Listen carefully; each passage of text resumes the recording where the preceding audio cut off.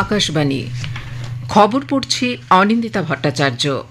প্রথমে বিশেষ বিশেষ খবর।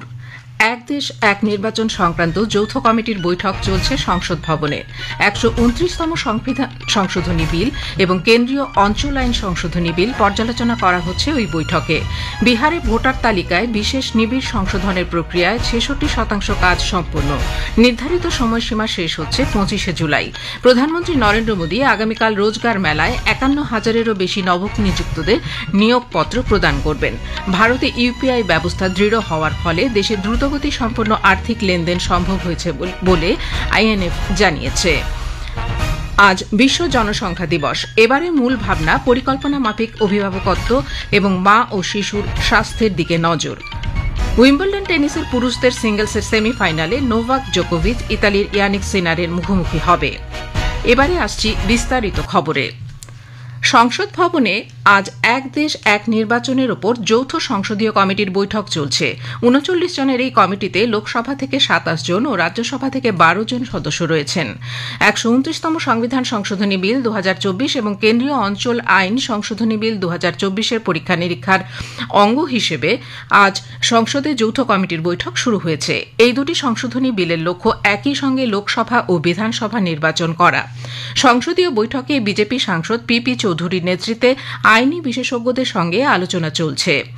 প্রাক্তন প্রধান বিচারপতি ডিওয়াই চন্দ্রচূড় ও বিচারপতি জগদীশ সিং খেহার কমিটির সামনে একই সঙ্গে অনুষ্ঠিত নির্বাচনী প্রক্রিয়ার সমস্যা নিয়ে একটি প্রেজেন্টেশন দেবেন। বিজেপির সাংসদ অনুরাগ ঠাকুর, কংগ্রেস সাংসদ প্রিয়াঙ্কা গান্ধী বদ্রা, সমাজবাদী দলের সাংসদ ধর্মেন্দ্র যাদব বৈঠকে অংশ নিয়েছেন। सारे कमेटी के मेंबर्स जो हैं वो बहुत इसमें कीन इंटरेस्ट ले रहे हैं। अपने आप की पार्टी लाइन से भी ऊपर उठकर हमारा सोच है कि जो हमारी रिपोर्ट है वो नेशनल इंटरेस्ट में इस तरह का विचार है। और आज भी जो है वन नेशन वन इलेक्शन के लिए हम भारत के पूर्व मुख्य न्यायाधीश जस्टिस कहर और भारत के पूर्व मुख्य न्यायाधीश जस्टिस वाई चंद्रचूड़, और हमें लगता है कि उनसे भी हमें मार्गदर्शन प्राप्त होगा भारत के संविधान सम्मत ये कार्रवाई है या नहीं है। और दूसरा जो है उससे सबसे बड़ा कि मैकेनिज्म क्या हो सकता है। নির্ধারিত সময়সীমা শেষ হওয়ার 2 সপ্তাহ বাকি থাকতে বিহারে ভোটার তালিকায় বিশেষ নিবিড় সংশোধনের প্রক্রিয়ায় 66% ভোটারদের অন্তর্ভুক্ত করা সম্ভব হয়েছে বলে নির্বাচন কমিশন জানিয়েছে। গতকাল সন্ধ্যা 6টা পর্যন্ত 5,22,00,000 এনুমারেশন ফর্ম সংগৃহীত হয়েছে। 7,89,00,000 ভোটারের মধ্যে এটি 66.16%। 24শে জুন এই প্রক্রিয়া শুরু হয়েছে। নিবিড় সংশোধনের কাজে এই অগ্রগতির জন্য নির্বাচন কমিশন ভোটারদের জোরালো অংশগ্রহণ এবং বুথ লেভেলের 78,000 আধিকারিক এবং প্রবীণদের সাহায্যকারী 4 লক্ষ স্বেচ্ছাসেবকদের কৃতিত্ব দিয়েছে। পাশাপাশি স্বীকৃত রাজনৈতিক দলগুলির মাধ্যমে 1,56,000 বুথ লেভেল এজেন্টকে এই কাজে নিয়োগ করা হয়েছে। প্রধানমন্ত্রী নরেন্দ্র মোদী আগামীকাল রোজগার মেলায় ভিডিও কনফারেন্সিংয়ের মাধ্যমে 51,000-এরও বেশি নিয়োগপত্র সরকারের বিভিন্ন দপ্তরে নবনিযুক্ত যুবকদের প্রদান করবেন। এই ভিডিও অনুষ্ঠানে তিনি নতুন নিযুক্তদের উদ্দেশ্যে ভাষণ দেবেন। 16তম রোজগার মেলা দেশজুড়ে 47টি জায়গায় হবে। কেন্দ্র সরকারের বিভিন্ন মন্ত্রক ও অন্যান্য বিভাগে নিয়োগ প্রক্রিয়া চলছে। রোজগার মেলার মাধ্যমে এখনও পর্যন্ত 10 লাখের বেশি নিয়োগপত্র প্রেরণ করা হয়েছে। রেল মন্ত্রক, স্বরাষ্ট্র, স্বাস্থ্য ও পরিবার কল্যাণ, শ্রম ও নিয়োগ এবং ডাক বিভাগ সহ একাধিক বিভাগে নতুন নিয়োগ হচ্ছে। প্রধানমন্ত্রী নিয়োগ বৃদ্ধির পরিকল্পনায় অগ্রাধিকারের লক্ষ্যে রোজগার মেলা অন্যতম প্রয়াস।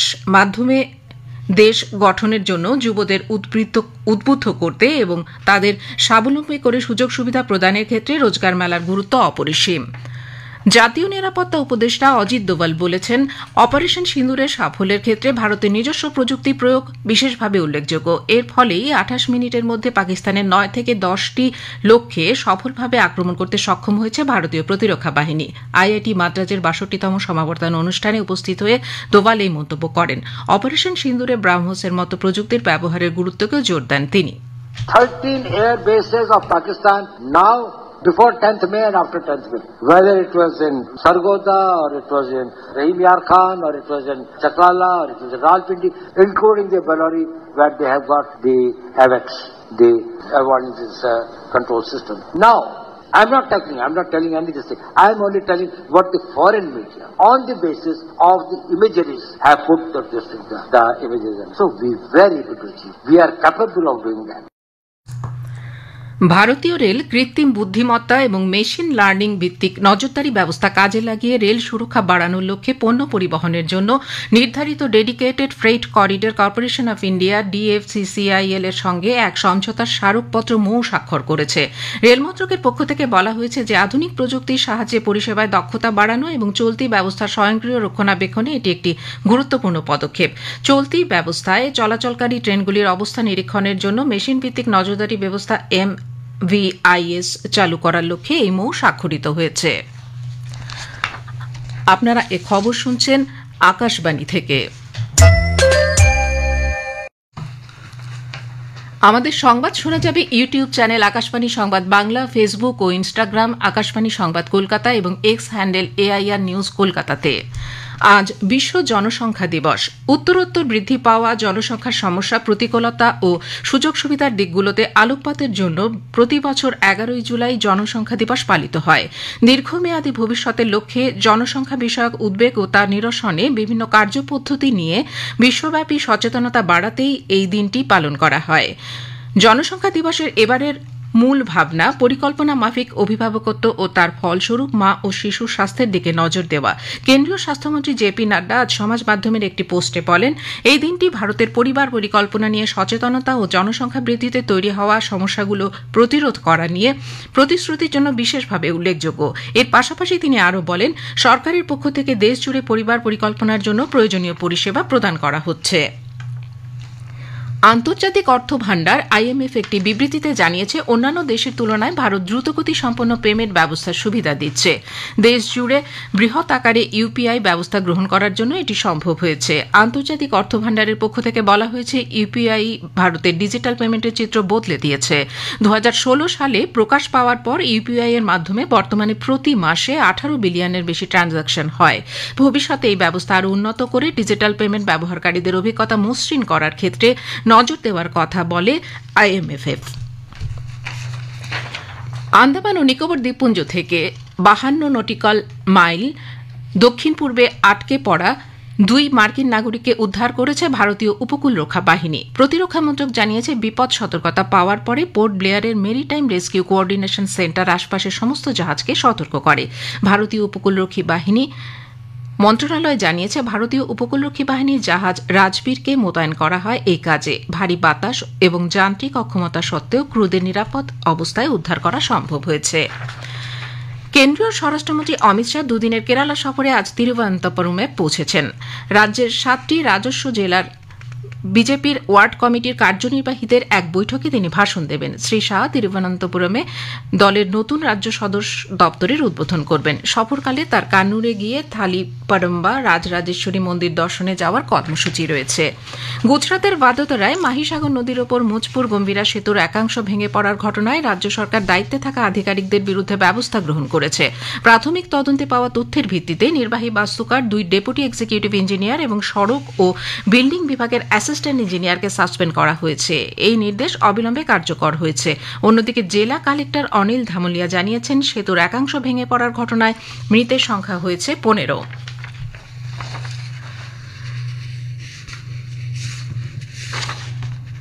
আবহাওয়ার খবর। আবহাওয়া দপ্তর আগামী 2 থেকে 3 দিন দেশের উত্তর পশ্চিমাঞ্চলে ভারী থেকে অতি ভারী বৃষ্টির পূর্বাভাস দিয়েছে। এছাড়াও আগামী 3 থেকে 4 দিন মধ্য ভারতে ভারী থেকে অতি ভারী বৃষ্টিপাত অব্যাহত থাকতে পারে। আগামী 7 দিন উত্তর পূর্বাঞ্চলে বজ্রপাত এবং বজ্রপাতের সাথে হালকা থেকে মাঝারি বৃষ্টিপাতের সম্ভাবনা। আজ উত্তরাখণ্ড, হিমাচল প্রদেশ, উত্তরপ্রদেশ, পাঞ্জাব, হরিয়ানা, চণ্ডীগড়, মধ্যপ্রদেশ, বিদর্ভ, ছত্তিশগড় এবং ঝাড়খণ্ড, পূর্ব রাজস্থানে অতি ভারী বৃষ্টিপাতের পূর্বাভাস রয়েছে। উইম্বলডন টেনিসে 6ষ্ঠ বাছাই এবং 7বারের চ্যাম্পিয়ন নোভাক জোকোভিচ পুরুষদের সিঙ্গলসের সেমিফাইনালে আজ শীর্ষ বাছাই ইতালির ইয়ানিক সিনারের বিরুদ্ধে খেলবেন। 38 বছর বয়সী সার্বিয়ান নোভাক জোকোভিচের 25তম গ্র্যান্ড স্ল্যাম খেতাব জেতার জন্য আর মাত্র 2টি খেলায় জয়ী হতে হবে। শেষ করার আগে বিশেষ বিশেষ খবরগুলো আরও একবার। এক দেশ এক নির্বাচন সংক্রান্ত যৌথ কমিটির বৈঠক চলছে সংসদ ভবনে। 129তম সংবিধান সংশোধনী বিল এবং কেন্দ্রীয় অঞ্চল আইন সংশোধনী বিল পর্যালোচনা করা হচ্ছে ওই বৈঠকে। বিহারে ভোটার তালিকায় বিশেষ নিবিড় সংশোধনের প্রক্রিয়া 66% কাজ সম্পূর্ণ। নির্ধারিত সময়সীমা শেষ হচ্ছে 25শে জুলাই। প্রধানমন্ত্রী নরেন্দ্র মোদী আগামীকাল রোজগার মেলায় 51,000-এরও বেশি নবনিযুক্তদের নিয়োগপত্র প্রদান করবেন। খবর এখনকার মতো এ পর্যন্তই। এরপরে শুনবেন স্থানীয় সংবাদ। আকাশবাণী কলকাতা, স্থানীয় সংবাদ পড়ছি ধৃতি সেন শর্মা। কলকাতা হাইকোর্ট বীরভূমের 6 পরিযায়ী শ্রমিককে দিল্লি থেকে বাংলাদেশে পাঠানোর অভিযোগ সম্পর্কে পশ্চিমবঙ্গ দিল্লি সরকারের মুখ্য সচিবকে পারস্পরিক যোগাযোগের ভিত্তিতে প্রয়োজনীয় পদক্ষেপ গ্রহণের নির্দেশ দিয়েছে। 2 বিচারপতি তপব্রত চক্রবর্তী ও ঋতব্রত কুমার মিত্রের ডিভিশন বেঞ্চ কেন্দ্রীয় স্বরাষ্ট্র মন্ত্রককেও এ ব্যাপারে খোঁজখবর নেওয়ার নির্দেশ দিয়েছেন। আগামী বুধবার 16 জুলাই সব পক্ষকে আদালতে হলফনামাও জমা দিতে বলেছে বেঞ্চ। উল্লেখ্য, এর আগে গতকাল বিচারপতি তপব্রত চক্রবর্তীর ডিভিশন বেঞ্চ পশ্চিমবঙ্গের পরিযায়ী শ্রমিকদের ভিন রাজ্যে বেআইনিভাবে আটকে রাখার পরিপ্রেক্ষিতে রাজ্যকে যথাযথ পদক্ষেপ নেওয়ার নির্দেশ দেয়। ডিভিশন বেঞ্চের নির্দেশ, সচিবের নিচে নয় এমন পদমর্যাদার কোনো আধিকারিককে রাজ্যের মুখ্য সচিব নিয়োগ করবেন, যিনি ওড়িশা সরকারের সঙ্গে যোগাযোগ করে দ্রুত ব্যবস্থা নিতে পারবেন। আগামী সোমবার 14 জুলাই মামলার পরবর্তী শুনানিতে আদালতের রিপোর্ট জমা দিতে বলা হয়েছে। এদিকে মুখ্যমন্ত্রী মমতা ব্যানার্জি নতুন দিল্লির বসন্ত কুঞ্জের জয় হিন্দ কলোনিতে বসবাসকারী মূলত বাংলাভাষীদের বিভিন্ন রকম হেনস্থার ঘটনায় গভীর উদ্বেগ প্রকাশ করেছেন। এক্স হ্যান্ডেলে এক বার্তায় তিনি অভিযোগ করেন, সেখানকার সরকারের নির্দেশেই বাসিন্দাদের ন্যূনতম পরিষেবা জল বিদ্যুৎ বন্ধ করে দেওয়া হয়েছে। এ বিষয়ে আদালতে মামলা চললেও বর্তমানে সেখানে এক প্রকার জবরদস্তি উচ্ছেদ করা হচ্ছে বলে তার দাবি। এই প্রসঙ্গে তিনি বলেন, পশ্চিমবঙ্গে ভিন রাজ্যের 1.5 কোটি পরিযায়ী শ্রমিক সম্মানের সঙ্গে বসবাস করলেও গুজরাট, মহারাষ্ট্র, ওড়িশার মতো রাজ্যগুলিতে বাংলাভাষীদের অনুপ্রবেশকারী হিসেবে দেখানো হচ্ছে। এর বিরুদ্ধে বৃহত্তর আন্দোলনে সামিল হওয়ারও হুঁশিয়ারি দেন তিনি। এদিকে মুর্শিদাবাদের 12 জন পরিযায়ী শ্রমিককে ওড়িশার ঝারসুগুদায় নথিপত্র পরীক্ষার জন্য আটক করায় তাদের পরিবার পুলিশের দ্বারস্থ হয়েছে। প্রাথমিকভাবে জানা গেছে, এদের মধ্যে হরিহরপাড়ার 5 এবং ভগবান গোলার 7 জন রয়েছেন। পরিবারের পক্ষ থেকে তাদের দ্রুত ফিরিয়ে আনার ব্যবস্থা করার আর্জি জানানো হয়েছে। দক্ষিণ 24 পরগনার ভাঙড়ের চালতাবেরিয়ায় তৃণমূল কংগ্রেস নেতা রাজ্জাক খাঁকে খুনের ঘটনায় পুলিশ 2 জনকে আটক করেছে। এছাড়া আরও কয়েকজনকে জিজ্ঞাসাবাদ করা হচ্ছে। পুলিশ কুকুর দিয়ে তল্লাশি চালানো হচ্ছে। প্রত্যক্ষদর্শী 2 জনকে জিজ্ঞাসাবাদ করে দুষ্কৃতীদের চেহারার স্কেচ তৈরি করা হবে বলে জানা গেছে।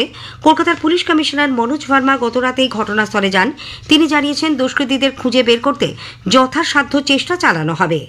আগেই জানানো হয়েছে, তৃণমূলের অঞ্চল সভাপতি রাজ্জাক খাঁ গতরাতে পার্টি অফিস থেকে বেরিয়ে বাড়ি যাওয়ার পথে বিজয়গঞ্জ বাজারের কাছে দুষ্কৃতীরা তাঁর ওপর চড়াও হয়। গুরুতর আহত অবস্থায় রাজ্জাককে হাসপাতালে নিয়ে যাওয়া হলে মৃত ঘোষণা করা হয়। বিধায়ক শওকত মোল্লা এই ঘটনায় আইএসএফের দিকে আঙুল তুললেও ওই দল তা খারিজ করে দিয়েছে। মালদার ইংরেজ বাজারের লক্ষ্মীপুরে স্থানীয় তৃণমূল কংগ্রেস নেতা আব্দুল কালাম আজাদকে জন্মদিনের পার্টিতে কুপিয়ে খুন করার অভিযোগ উঠেছে দলেরই আরেক নেতার বিরুদ্ধে। এই ঘটনায় আবুল কালাম আজাদের স্ত্রী শিউলি খাতুন সহ আরও 3 জন আহত।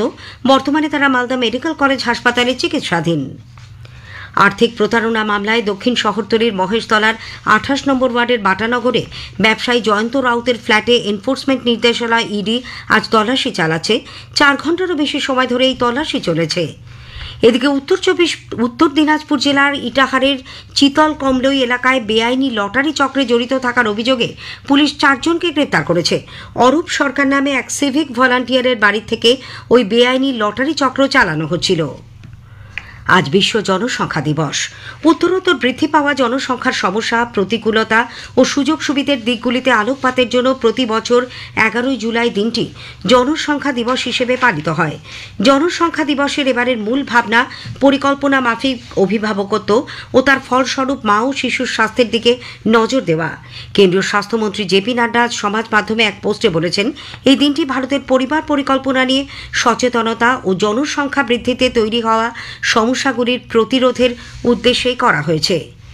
বিশ্ব জনসংখ্যা দিবস উপলক্ষে পশ্চিমবঙ্গের রাজ্যপাল ডক্টর সিভি আনন্দ বোস বিশ্ব জনসংখ্যার পরিবর্তনশীল ধারা, তার ক্রমবর্ধমান বৃদ্ধির প্রেক্ষাপটে মানব জীবনের মানোন্নয়ন, দীর্ঘস্থায়ী উন্নয়ন এবং বৈষম্য দূরীকরণ সংক্রান্ত গুরুত্বপূর্ণ বিষয়গুলির প্রতি সকলের সচেতনতা বৃদ্ধির ওপর গুরুত্ব দিয়েছেন। চলতি আর্থিক বছরের প্রথম ত্রৈমাসিকে দেশের সমস্ত বড় বন্দরে সর্বাধিক পণ্য পরিবহন করেছে কলকাতার শ্যামাপ্রসাদ মুখার্জি বন্দর। এপ্রিল থেকে জুন এই 3 মাসে কলকাতা বন্দরে মোট 17.186 মিলিয়ন মেট্রিক টন পণ্য ওঠানামা করেছে। গত বছরের তুলনায় তা 21% বেশি। পশ্চিম বর্ধমানের রানীগঞ্জে জেমেরি গ্রাম পঞ্চায়েতের অন্তর্গত ইস্টার্ন কোলফিল্ড লিমিটেডের 7 গ্রাম শ্রীপুর এলাকায় বন্ধ হয়ে থাকা একটি খনিমুখের চারপাশের বিস্তীর্ণ অংশে আজ সকাল থেকে ব্যাপক ধসনামা শুরু হয়েছে। এলাকাটি প্রায় 70 থেকে 80 ফুট গভীরে ধসে গেছে। মাত্র 200 মিটার দূরে মেন রেল লাইন থাকায় ওই অঞ্চল জুড়ে আতঙ্কের সৃষ্টি হয়েছে। স্থানীয় সংবাদ শেষ হলো। পরের খবর 5টা 10 মিনিটে।